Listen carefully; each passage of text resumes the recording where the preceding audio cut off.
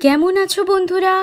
আমি সানা চলে এসেছি তোমাদের সাথে গল্প করব বলে, আর সঙ্গে নিয়ে এসেছি সানার গল্পের ছাপি।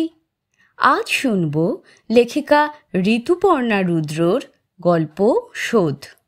তবে গল্প শুরুর আগে চট করে জেনে নেব লেখিকা সম্পর্কে। লেখিকা ঋতুপর্ণা রুদ্রের জন্ম কলকাতায়। লেখালেখি শুরু 2016 সাল থেকে। মূলত ফেসবুকের বিভিন্ন পেজ গ্রুপ ছাড়াও নিয়মিত ব্লগ লেখা, নাম ঋতুর কথা। লেখা প্রকাশিত হয়েছে আনন্দবাজার পত্রিকা, এই সময় একদিন, নবকল্লোল, জাগো বাংলা, তথ্যকেন্দ্র, যুগ, দেশ পত্রিকার ওয়েবসাইটে, অনুবাদ পত্রিকা দ্য বেঙ্গল পত্রিকায়, বিভিন্ন লিটল ম্যাগাজিন ও শারদিয়া সংখ্যায়। প্রকাশিত বই: রহস্য গল্প সংকলন গোয়েন্দা গড়াই, থ্রিলার উপন্যাস ছায়া ও ছবি, রহস্য উপন্যাস এসেছিলে অন্ধকারে, গল্প সংকলন আমার বিয়ের গল্প। তাহলে শুরু করছি লেখিকা ঋতুপর্ণা রুদ্রের গল্প শোধ, এবং পাঠে আমি তোমাদের বন্ধু সানা।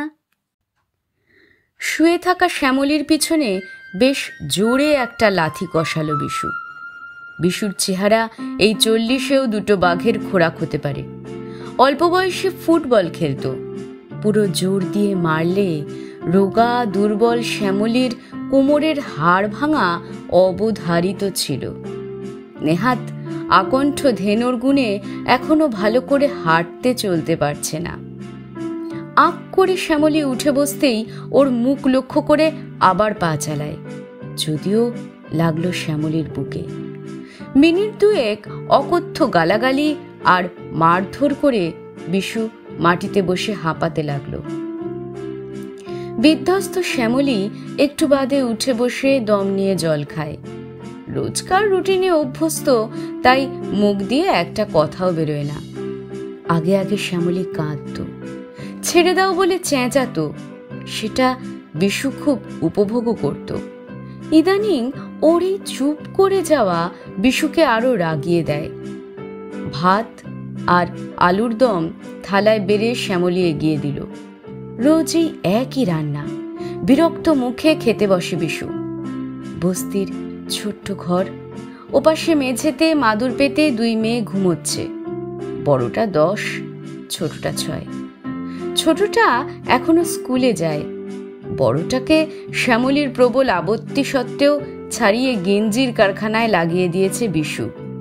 খাবার জুটছে না, এখন স্কুলে যাবে, যত সব। 20-22 বছর বয়সে এই ঝিকড়া পোতায় বিশুকে সবাই এক ডাকে চিনত।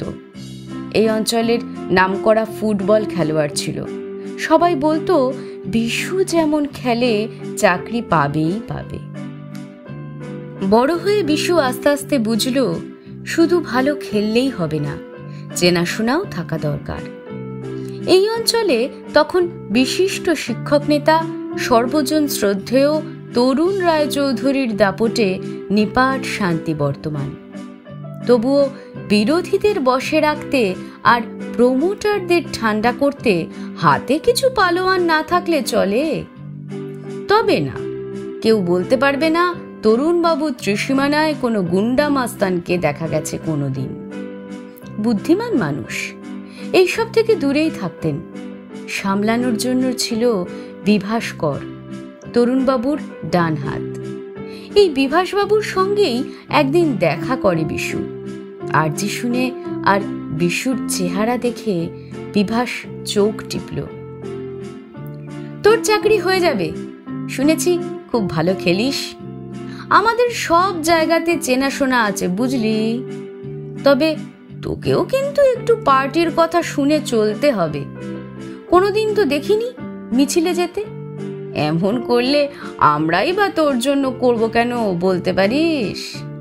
এবার থেকে মিছিল মিটিংয়ে আসবি, খবর দিলেও আসবি। চেহারাটা তো জম্পেশ বানিয়ে রেখেছিস, একটু ধমক চমক করতে কাজে আসবে। সেই শুরু। আস্তে আস্তে পার্টির গুরুত্বপূর্ণ মাসলম্যান হয়ে ওঠে বিশু। খেলা আর সেই সুবাদে চাকরি কোথায় যেন হারিয়ে গেল। বাইক নিয়ে তখন নিত্য আনাগোনা পথে। তোলাবাজি, মস্তানি সবকিছুতেই বিশু মণ্ডলের নাম সবার আগে। শ্যামলী তখন দু বেনি বেঁধে স্কুলে যায়। বাপ রুটি কারখানার শ্রমিক, মা ঠোঙা বানাতো। বয়সে শ্যামলী বিশুর থেকে 10 বছরের ছোট হবে, তবু কিশোরী শ্যামলী ওর চোখে ধরে গেল। বিশুর তখন পরনে হাল ফ্যাশনের জামা কাপড়, দুরন্ত গতিতে ছোটানো বাইক, চোখে রাতের বেলাতেও রোদ চশমা। শ্যামলীর প্রেমে না পড়ে উপায় ছিল না। 16 বছরের শ্যামলী বাড়িতে কিছু না বলে ওর সঙ্গে পালিয়ে গেল। কালীঘাটে বিয়ে করে সোজা একটা হোটেলে। দিন 7 বাদে ফিরে আসা। সেই সময় বিশু থাকতো চৌরাস্তার কাছে একটা বাড়ির একতলায়। পার্টি সব ব্যবস্থা করে দিয়েছিল, সেখানেই সংসার করা শুরু। বছর কয়েক মন্দ কাটেনি। তারপর বিশু একটা গোলমাল করে ফেলল। এই অঞ্চলে বড় রাস্তার ধারে কয়েকশো বিঘে ধান জমিতে তখন বড় আবাসন হবে বলে শোনা যাচ্ছে। কে বরাত পাবে সেই নিয়ে জোর রেষারেষি। মিঠু সামন্ত বলে একজন প্রভাবশালী লোক বরাত পেয়ে যায় আর পার্টিকে কমিশন দিতেও অস্বীকার করে। এই মিঠু সামন্ত খুব বড় ঘরের ছেলে। কলকাতায় ওর প্রচুর চেনাশোনা। অত বড় জমি থেকে কিছুই না পেয়ে রাগে গড়গড় করছিল বিভাস। মিঠুকে বিভাস সবই জানত, তবু নিজের রাগ মেটাতে বিশুকে বলে, বেটাকে খুব ঠ্যাঙাবি, শুধু প্রাণে মারিস না, বাকি হাত পা ভেঙে দিলেও কোনো অসুবিধা নেই, চিন্তা করিস না, এখানকার থানা কেস নেবে না, আর তুই কয়েকদিন গা ঢাকা দিয়ে দিস, তোর বউয়ের তো বাচ্চা হবে তাই না, ওকে বাপের বাড়ি পাঠিয়ে দে, শ্বশুরের হাতে কিছু টাকা গুজে দিবি, তাহলেই মালটা দেখবি সব মেনে নেবে, তোকে জামাই ষষ্ঠীর নেমন্তন্নও করবে। বোকা বিশু সেই ফাঁদে পা দিয়ে মিঠুকে আধমরা করে রাস্তায় ফেলে দিয়ে হাওয়া হয়ে যায়। ব্যাপার বোঝা গেল তারপরে। মিঠু ছিল বিরোধী দলনেতার নিজের শালা। পুলিশ কেস নিল তো বটেই, হন্যে হয়ে বিশুকে খুঁজতে লাগলো। ধরা পড়ে বছর কয়েকের জেল হয়ে গেল বিশুর। পার্টি থেকে উকিলের পয়সা দেওয়া হয়েছিল ঠিকই, কিন্তু কেউ আর কোনো খোঁজ নেয়নি বিশুর। ছোট্ট মেয়ে নিয়ে শ্যামলী অকুল পাথারে পড়েছিল। তার ছোট ছোট ভাই বোনেরা ততদিনে বড় হয়ে গেছে। বাপের বাড়িতে পয়সা না দিয়ে আর কতদিনই বা থাকা যেত। কিছু না পেয়ে বস্তির এই ঘর ভাড়া নিয়ে কয়েক বাড়িতে রান্নার কাজ নিল শ্যামলী। 4 বছর বাদে জেল থেকে বেরিয়ে বিশু দেখল সব পাল্টে গেছে।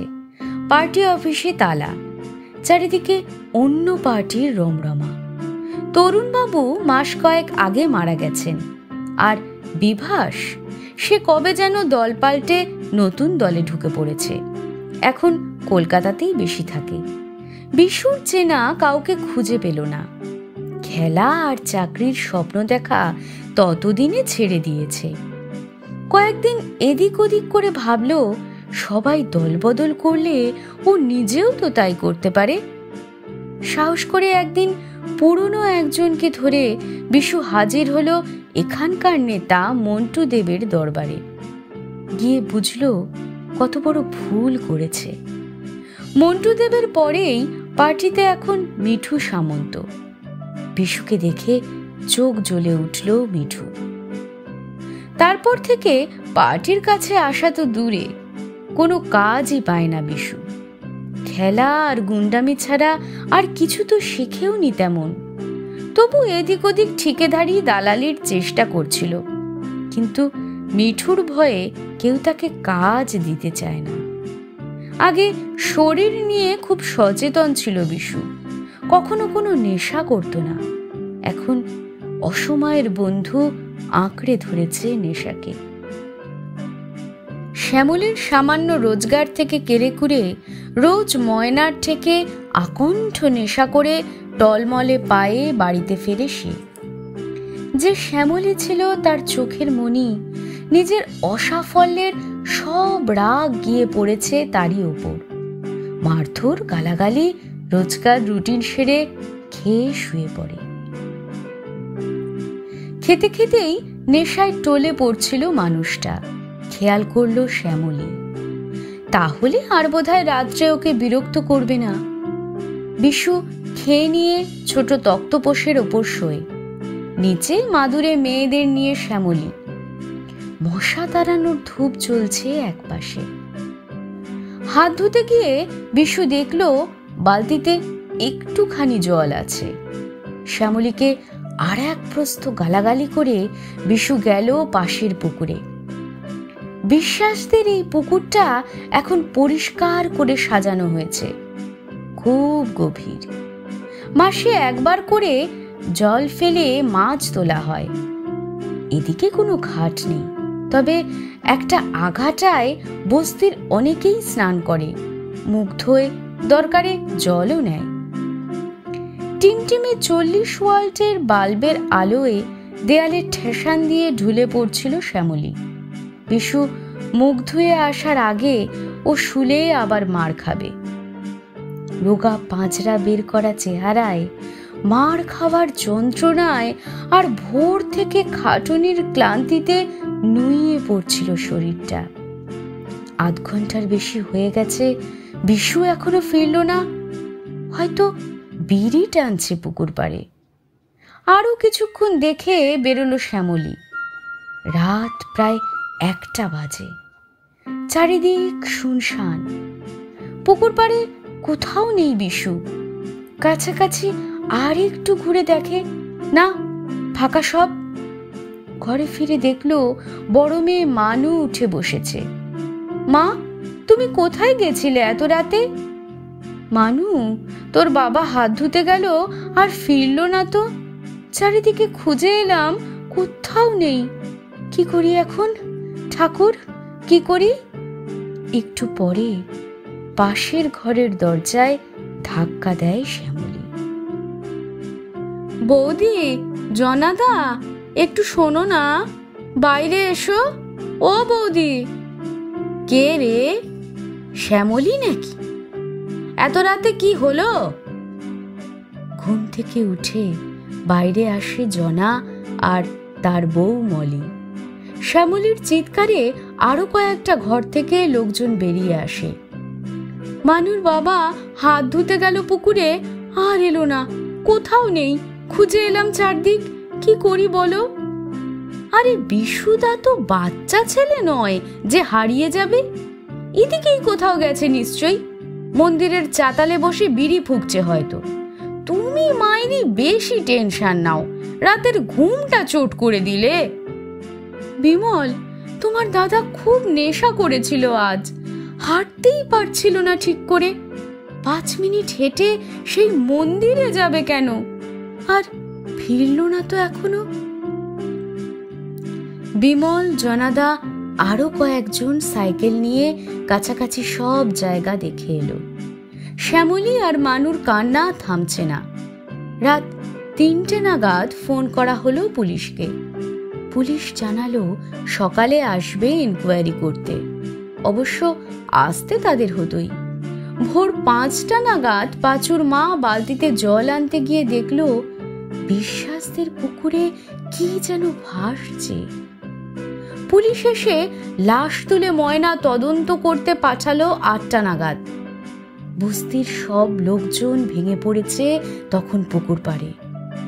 এক চিলতে ঘরে কান্নার দমকে হেঁচকি উঠছে শ্যামলীর। মনে পড়ছে সেই পুরনো বিশুকে, যে আদর করে শ্যামু বলে ডাকতো তাকে এক সময়। 2 বেনি বাঁধা শ্যামলী যখন প্রথম ঘর করতে এলো, বিশু তখন দেখতে একেবারে সলমান খান।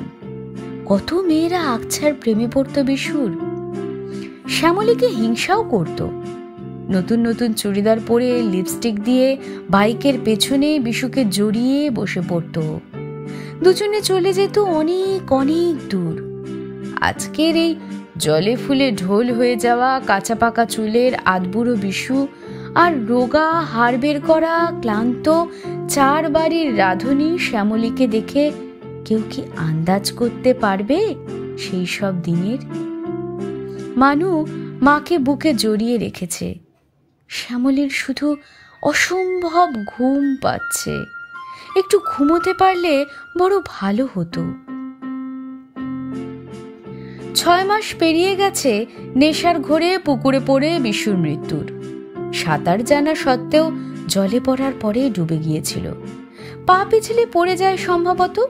তারপরে নিজেকে বাঁচানোর আর জোর ছিল না। ফুসফুসে জল ভর্তি ছিল আর পেটে মদ। ময়না তদন্তের এই রিপোর্টের পরে পুলিশ কেস বন্ধ করে দেয়। শ্যামলী আস্তে আস্তে সামলে নিয়েছে। সময় তো বসে থাকে না। রায়বাবুদের বাড়ি নতুন আর একটা কাজ নিয়েছে। বৌদি ব্যাংকে চাকরি করে।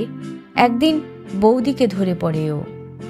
বৌদি, আমার খুব ইচ্ছে নিজে একটা খাবারের দোকান করি। ব্যাংক থেকে কিছু সাহায্য পাবো কি? জমা দেবার মতো কিছু নেই কিন্তু। স্মিতা রায় লোন সেকশনেই আছে। স্বনির্ভর হতে মহিলাদের আজকাল অনেক রকম লোন দেয় সরকার। শ্যামলীর আকুলতা দেখে মায়া হয় স্মিতার। কাল 12টার পরে ব্যাংকে এসো, দেখি কি করা যায়। মাস 3 পরে লোনটা পেয়ে যায় শ্যামলী, 30,000 টাকা। পরের মাস থেকে মাসে 600 টাকা করে শোধ করতে হবে। বাজারে অটো স্ট্যান্ডের পাশে একটা ছোট ঘর ভাড়া নিয়েছে শ্যামলী। সেলামি 20,000 টাকা আর ভাড়া 2,000। বাকি টাকায় রান্নার বাসনপত্র, পুরনো একটা বেঞ্চি টেবিল হলো। অক্ষয় তৃতীয়ার দিন ছোট্ট করে একটা পুজো দিয়ে দোকান শুরু করলো শ্যামলী। চা, চপ, পাঁপড় ভাজা। প্রথম দিনেই বেশ ভিড় ছিল। শ্যামলীর হাতের রান্না খুব ভালো সেই ছোটবেলা থেকেই।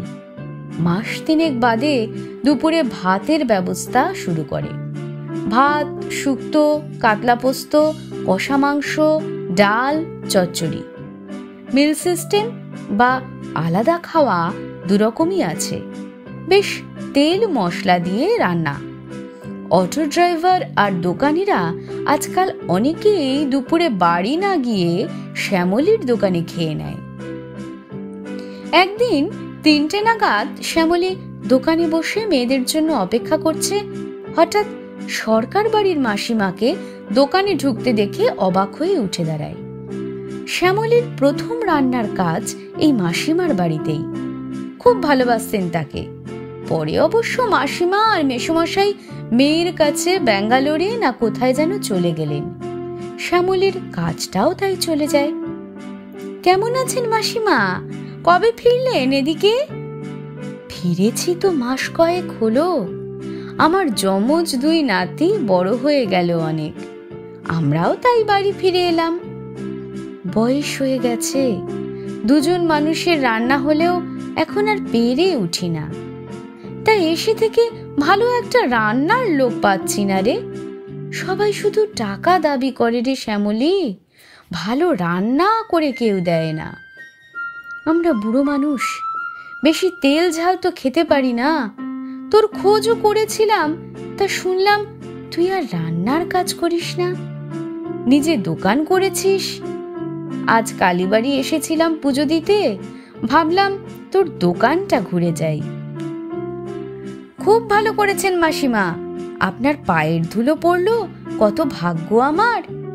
মানুর বাবা মারা যাওয়ার পরে খুব ভেঙে পড়েছিলাম, রাত দিন কাঁদতাম। দোকান করে একটু ভালো আছি। দেওয়ালে বিশুর একটা ছবি বাঁধিয়ে টানানো, তাতে বেল ফুলের মালা। মাসিমা বলেন, খুব ভালো করেছিস রে, কিন্তু শ্যামলী, তোকে রোজ আমাদের 2 জনের খাবার বাড়িতে পাঠাতে হবে মা, না বলিস না। রাতে আমরা দুধ খই খাই কলা দিয়ে, কিন্তু দুপুরে একটু মাছ তরকারি ভাত খেতে ইচ্ছে করে। কিন্তু মাসিমা, হোটেলের রান্না তো আপনাদের চলবে না, আমি তো হোম ডেলিভারির রান্না করি না। এমন সময় মানু আর সোমা দুই বোন স্কুল ফেরত দোকানে ঢোকে। গেঞ্জি কারখানার কাজ ছাড়িয়ে মানুকে আবার স্কুলে দিয়েছে শ্যামলী। এখন দুই মেয়ে একই ক্লাসে পড়ে। দিদিমণিও রেখেছে, সন্ধেবেলা ঘরে এসে দুজনকে পড়ায়। মেয়েদের নিয়ে এই সময় বাড়ি যায়ও। সকালে ভাত আলু সেদ্ধ করে বেরোয়। দোকান থেকে একটু মাছের তরকারি নিয়ে যায়। বাড়ি ফিরে তিনজনে একসঙ্গে খায়। মেয়েদের একটু আদর করে মাসিমা উঠে পড়েন। মেয়েরা মানুষ হোক, অনেক আদর রইল, কিন্তু আমাদের বুড়ো বুড়িকে ভুলিস না রে শ্যামলী। বাড়িতে ফিরে খেতে খেতে আর মেয়েদের স্কুলের গল্প শুনতে শুনতেও অন্যমনস্ক হয়ে যায় শ্যামলী। মাসিমার কথা মতো হোম ডেলিভারির কাজটা শুরু করলে কেমন হয়? তবে লোক রাখতে হবে। ভেবেচিন্তে পরের দিনই মলি বৌদির সঙ্গে কথা বলে ও। বৌদি, দোকানে আমি তো থাকি আর রাজু কেটে বেটে দেয়, পরিবেশন দুজনে মিলেই করি। ভাবছি হোম ডেলিভারির কাজও শুরু করব। তুমি তো আগে রান্নার কাজ করতে, হোম ডেলিভারির হালকা রান্নায় আমার সঙ্গে কাজ করো না? জনাদাকে বলো। করতে তো পারি রে শ্যামলী, কিন্তু 5 বারই কাজ করি। পুজোর আগে ছেড়ে দিলে বোনাসটা পাবো না। আমি করলে পুজোর পরেই করব, আর মাইনেতে পুষিয়ে দিবি। কিন্তু আমায় 7টায় বললে 7টায় চলে যাব। দুপুরের মধ্যে সব রান্না করে দিয়ে চলে আসব। বিকেলে যেতে পারবো না, কিন্তু টিভিতে সিরিয়াল দেখি। আর শোন, আমাদের দুজনের খাবারটা কিন্তু ওখান থেকেই আনবো, সেই বুঝে বলিস। এত দাবির মধ্যে দিশেহারা লাগে শ্যামলীর। মানুর সঙ্গে বাড়িতে বসে পরামর্শ করে। মানুর হিসেবের মাথা খুব পরিষ্কার। মা, তুমি মলি কাকিমাকে 2000 বলো, আর জনা কাকুর আর ওর দুজনের খাবার নেবে। রাজি না হলে 2500 বলবে। এর বেশি হলে তোমাকে অন্য লোক খুঁজতে হবে। 2 রকম রাখো মাছের মেল আর ডিম। সপ্তাহে 1 দিন মাংস, ডাল ভাজা আর চাটনি। অন্তত 20টা করে বাঁধা বাড়ি হলে তোমার লাভ হবে মা। তাহলে একটা বোর্ড টাঙিয়ে দিই দোকানের সামনে, হোম ডেলিভারি করা হয় বলে। মাসিমাদের 2টো খাবার, আর ওকে বলি যদি আরো কিছু অর্ডার দিতে পারে। ওই বাড়ির আশেপাশে কত ফ্ল্যাটে কত লোক থাকে। আমার ফোন নাম্বারটা দিয়ে দিতে হবে, বুঝলি মানু? সকাল 9টার মধ্যে ফোন করে বললে দুপুরে খাবার পাবে। মা, তুমি সব কথা দিদির সঙ্গেই বলো, আমায় কিছু বলো না। অভিমানে ঠোঁট ফোলাচ্ছে বুনু। না রে মা, তুই তো ঘুমুচ্ছিলি, বল তোর কি বলার আছে বল। ছোট মেয়েকে আদর করতে করতে বলে শ্যামলী। তাদের তিনজনের চমৎকার সখ্য। মা, তোমাকে অনেক টিফিন কৌটো কিনতে হবে, না হলে খাবার কিসে দেবে? ঠিক বলেছিস তো বুনু, এটা তো ভুলেই গিয়েছিলাম। কালই স্টেশনের ধারের দোকানটায় গিয়ে দর করি। 20টা কিনে নি আপাতত। ব্যাংক থেকে টাকা তুলতে হবে এর জন্য। শুরুতে বেশ খরচ আছে। আর একজন লোককে লাগবে খাবার দিয়ে আসার জন্য। সাইকেল থাকতে হবে, হেঁটে পারবে না। বিমলকে বলি, ও রাজি হবে মনে হয়। 100 দিনের কাজ না পেলে তো বসেই থাকে। স্টেশনের কাছে বাজার থেকে একটু বাজারও করে দিক সকালে। ওদিকে সস্তা সব, আমাদের বাজারে যা দাম। মা, পুজোয় আমাদের 2টো করে কিন্তু জামা চাই, আর রোজ ঠাকুর দেখতে যাব। তোদের বায়না তো রোজ বেড়েই চলেছে। আচ্ছা ঠিক আছে, সব পাবি, কিন্তু পড়াশোনায় ফাঁকি দিবি না। আমি দিদিমণির কাছে খবর নিই, কিন্তু অনেক পড়তে হবে তোদের মা। লক্ষ্মী পুজোর পরদিন থেকে বাড়ি বাড়ি খাবার দেওয়া শুরু করলো শ্যামলী। দোকানে আলাদা ফোন নাম্বার। সকাল 7টা থেকে 9টার মধ্যে খাবার বললে দুপুরে দিয়ে দেওয়া হয়। আর বাধা প্রায় 15টি মিল। মলি বৌদি আর রাজু সকালবেলা এসে রান্না শুরু করে দেয়। বিমল বাজার করে। মেয়েদের স্কুলে পাঠিয়ে 8টার মধ্যে শ্যামলীও এসে পড়ে। হোটেলের পোশাকি রান্না নিজের হাতে করে। ব্যাংকের ধার শোধ হয়ে গেছে, তবে শ্যামলীর মনের ইচ্ছে স্টেশনের কাছে আর একটা ভাতের হোটেল খোলার। একটা ঘর দেখেছে, তবে দাম চাইছে লাখের ওপর। নিজস্ব কেনা থাকলে মাসে ভাড়ার ব্যাপারটা থাকবে না। স্মিতা বৌদি এখন দুপুরের খাবারটা শ্যামলীর থেকেই নেন। ভালো কিছু রান্না হলে ও আলাদা পাঠিয়ে দেয়, তার দাম নেয় না। বড় উপকার করেছিলেন। বৌদির ব্যাংকেই শ্যামলীর খাতা। কাল গিয়ে আবার লোনের জন্য বলতে হবে। লোন নেবার হলে এ মাসেই কাগজপত্র জমা দাও শ্যামলী। সামনের মাসে আমি বদলি হয়ে যাব। চিন্তা করো না, আমি বলে যাব, তুমি মাস 2 ভেতর লোন পেয়ে যাবে। তোমার রেকর্ড ভালো, আগেরবার ঠিক সময় শোধ করেছো সব টাকা। বৌদির সঙ্গে কথা বলে মন হালকা লাগে শ্যামলীর।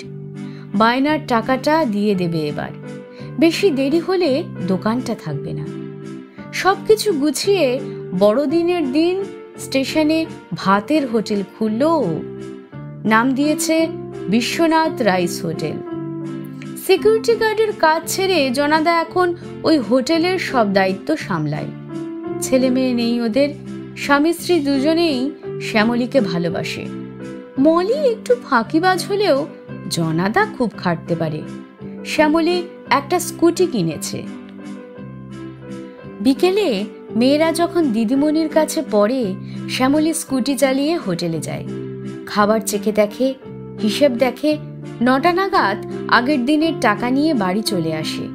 হোটেল বন্ধ করে জনাদা ফেরে 11টা নাগাদ। হোটেলের রান্না সেরে পরিবেশনের দিকটা দেখছিল শ্যামলী। 12টার পরে দম ফেলার সময় পায় না। 2টোর পর আবার খালি হয়ে যায়।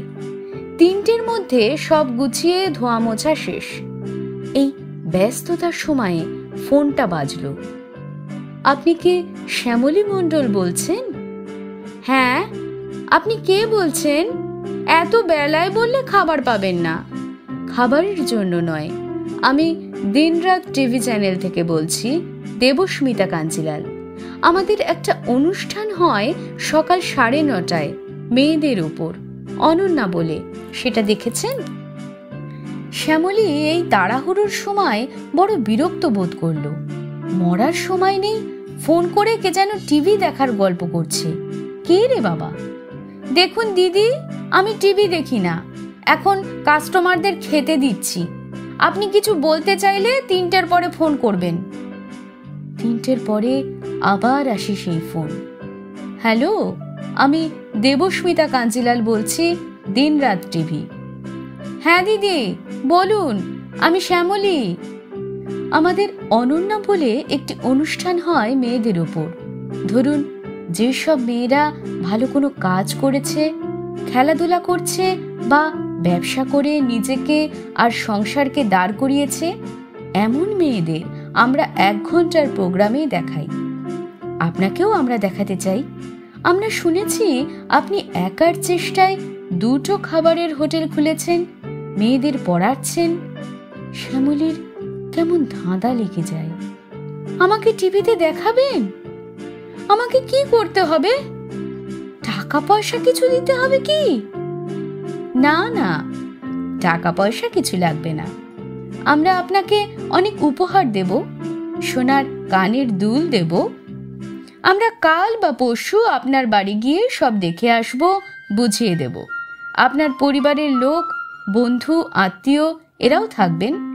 রবিবার কোনো কাজ রাখবেন না, ওই দিন শুটিং করা হবে। সামনের মাসে আপনার প্রোগ্রাম টিভিতে দেখানো হবে। আপনার ঠিকানাটা বলুন। পরদিন বিকেলে 4-5 জন এলো, সব বুঝিয়ে দিয়ে গেল। রবিবার হোটেল বন্ধ রাখলো শ্যামলী। সকাল থেকে লোকে গমগম করছে। মানু বুনু নতুন জামা পরে রেডি। মলি বৌদি, জনাদা, বিমল সবার ছবি তুলল ওরা। শ্যামলীর হোটেলেও গেল। স্মিতা বৌদির বাড়িতে যেতে বৌদিও বললেন কিভাবে শ্যামলীকে সাহায্য করেছে তার ব্যাংক। বস্তিতে কদিন এছাড়া কারো মুখে আর কোনো কথা নেই। শ্যামলী রান্নার অনেক বাসন, সোনার কানের দুল আর একটা সোফা সেট পেয়েছে। যদিও সেটা রাখার জায়গা নেই ওর ঘরে, মাসিমার বাড়ির একতলায় রেখেছে। নিজেই গিয়েছিল সেদিন। মাসিমা ডেকে সব শুনলেন ওর ব্যবসার অবস্থা। টিভির অনুষ্ঠানের জন্য শ্যামলী নিজের ফেলে আসা জীবনকে যেন নতুন করে দেখল। মাসিমা সেদিন ওকে ডেকে একটা অদ্ভুত প্রস্তাব দিলেন। তোকে একটা কথা বলবো বলে ভাবছিলাম কদিন থেকে। আমার একতলার ভাড়াটি উঠে গেছে। বাড়ির যা হাল করেছে সে আর বলার নয়। আবার ফাঁকা রাখতেও ভরসা হয় না জানিস। এত বড় দোতলাতে আমরা দুজন, আবার একতলাটাও যদি খালি থাকে। তাই বলছি একতলার পিছনের দুটো ঘর নিয়ে তুই থাক, মেয়েদের নিয়ে। চমকে ওঠে শ্যামলী। আমি? হ্যাঁ তুই। বস্তিতে না থেকে তোর মেয়েরাও ভালো পরিবেশ পাবে। তোকে ভাড়া কিছু দিতে হবে না। খাবার যেমন দিচ্ছিস দিবি। সেই টাকা আর দেব না। আমাদের দুই বুড়ো বুড়িকে একটু দেখবি। মেয়েটা দূরে থাকে, তুই আমার আর একটা মেয়ে। একটু চিন্তা করে শ্যামলী, তারপর বলে, না মাসিমা, ভাড়া আমি দেব। বেশি তো দিতে পারবো না, কিছু কম সম করে নেবেন। আর খাবারের টাকা আপনি যেমন দিচ্ছেন দেবেন। ওটা আমার ব্যবসা তো, দুটোকে মেলাবো না। তবে আপনি আর মেশো আমার বাবা মা। আপনাদের দেখবো না তো কাদের দেখবো? আমি নিজেও ভাবছিলাম জানেন বাড়ি পাল্টানোর কথা। বস্তির ওই পরিবেশ তো, দিনরাত গালাগাল, নেশা, মারপিট চলছে চলছে। মেয়েরা বড় হচ্ছে, ভয় করে। তুই তাহলে যত তাড়াতাড়ি পারিস চলে আয়। ভাদ্র মাস পড়ে যাবে আবার। ভাড়া সামনের মাস থেকে দিস। মানু আর শ্যামলী ঘেমে নিয়ে সারা হচ্ছে কদিন থেকে। এইটুকু ঘর, তাও ঠাসা জিনিস। ও মা, এই তক্তপোষটা নিয়ে চলো, আলমারিটাও। আর সব ছেঁড়া ফাটা জিনিসগুলো নেবে নাকি? না রে, একটা খাট আর তোদের পড়ার টেবিল, চেয়ার, ঠাকুরের সিংহাসন কিনবো। মানিকদার দোকানে কথা বলেছি, মাসে মাসে দিয়ে দিলে হবে বলল। ব্যবসাটা বাড়াতে হবে, ঘরের টাকা খরচা করলে চলবে না। নে, ওই শাড়িটার মধ্যে পুটলি করে জামা কাপড়গুলো ভালো করে বাদ দেখি। বাকি যা পড়ে রইল ওই বাড়ির রমা বলেছিল নিয়ে যাবে। নিগে একটু বাদে টেম্পোটা আসবে। খাট আলমারিটা তুলে বাসন আর এই ব্যাগ আর পুটলি কটা উঠিয়ে দেব। মা দেখো, সেই লোহার রডটা একবার বাবা এটা দিয়ে আমায় মেরেছিল, খাটের তলায় ছিল। এটা কি নিয়ে যাবে? রডটা দেখে চমকে ওঠে শ্যামলী। হাতে নিয়ে কিছুক্ষণ বসে ঘর থেকে বেরিয়ে যায়। বিশ্বাসদীর পুকুরের ধারটা ফাঁকা। বস্তিতে টাইম কল থেকেই জল নেবার ভিড়। বিশু সেদিন হাত ধুতে গেল যখন, শ্যামলী হাতে এই রডটা নিয়ে আস্তে আস্তে ওর পিছনে এসে দেখে কোমর ঝুঁকিয়ে জলে হাত ধুচ্ছে ও। এই রডটা দিয়েই ওর কোমরে ধাক্কা দিয়েছিল। টাল সামলাতে না পেরে বিশু জলে পড়ে যায়। জলে গুপ করে একটা শব্দ, আর কয়েক মিনিট বিশুর আপ্রাণ চেষ্টা হাত পা ছোড়ার। কিন্তু শ্যামলীর আন্দাজ মতোই আকণ্ঠ মদ বিশুকে সেই সুযোগ দেয়নি। একটু বাদেই স্থির জল দেখে ও ঘরে ফিরে আসে। ঘড়ি দেখে 8 ঘন্টা অপেক্ষা। তারপর কাঁদতে কাঁদতে সবাইকে ডাকা। সবই ভাবনা মাফিক। চমক ভেঙে রডটাকে সেই পুকুরেই ছুড়ে দিল।